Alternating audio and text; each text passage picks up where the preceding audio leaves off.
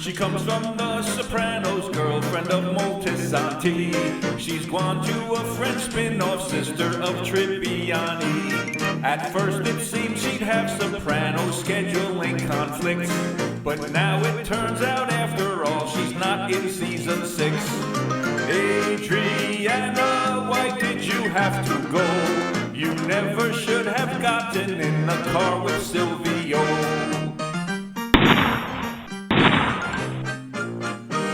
She threw up on the table when the FBI she met. Chris plopped down on the sofa and he killed little Cosette. When she got in an accident, rumors began to spread.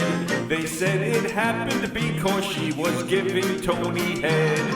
Adriana, why did you have to go?